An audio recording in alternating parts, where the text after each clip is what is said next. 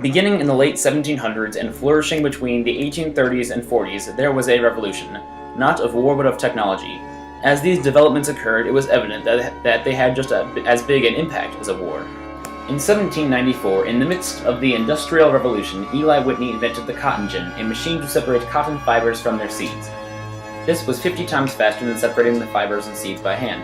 Cotton was a very good material for making cloth and saved the southern United States economy with cotton plantations, turning it into the Cotton Kingdom. It remained as for years afterwards. Whitney was hailed as King Cotton, and the cotton gin is typically described as one of the greatest inventions of the Industrial Revolution. A bit over a decade later, in 1807, Robert Fulton created the Clermont, the first steamboat. The steamboat was not affected by weather or current, which made it very useful for trade. It could always make it to its destination in a fixed amount of time.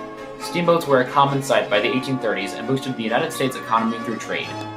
In 1831, Cyrus McCormick came up with a mechanical mower reaper for harvesting grain. The horse-drawn reaper harvested grain far faster than a human could, and it led to large-scale production and growth of grains as cash crops.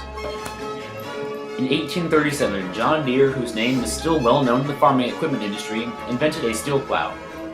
Deere, frustrated with hard Illinois soil, created a horse-drawn plow with sharp polished steel to cut through the soil and bring fresh nutrients to the surface.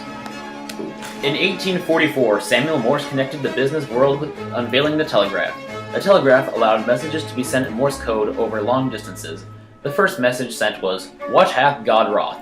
in all uppercase and with no punctuation, as the original Morse code had neither.